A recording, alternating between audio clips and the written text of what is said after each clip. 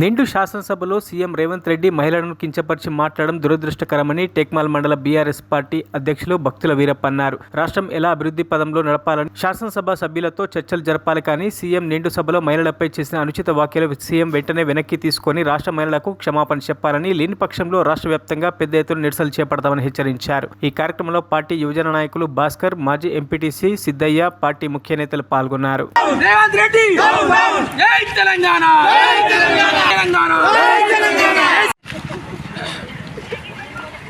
నిన్న అసెంబ్లీలో జరిగినటువంటి సంఘటన చాలా దురదృష్టకరం.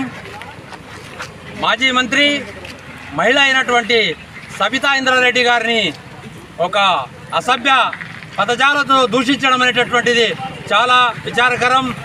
ఎందుకంటే ముఖ్యమంత్రి సీఎం మరి హౌస్ నాయకుడు, ఆ నాయకుడు ప్రజలకు ఏం చేస్తామో అభివృద్ధి విషయాలు మాట్లాడాలి, నిర్మాణాత్మకమైనటువంటి విషయాలు మాట్లాడాలి. ఈరోజు ఆయన నిన్న చూసిన సంఘటన చూస్తుంటే ఆయనలో పగ ద్వేషాలు రగిలిపోతున్నాయి.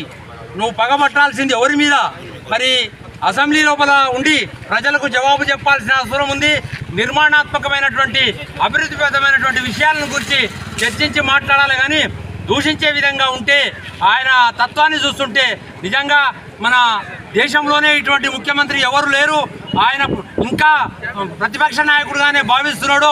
మరి ఒక ముఖ్యమంత్రి అనేవాడు నిర్మాణాత్మకంగా, శాంతియుతంగా అందరికీ జవాబు చెప్పాల్సినటువంటి పరిస్థితి ఉంటే ఆయన కేవలం ఆయన హృదయం లోపల పగ ద్వేషాలు రగులుతున్నది.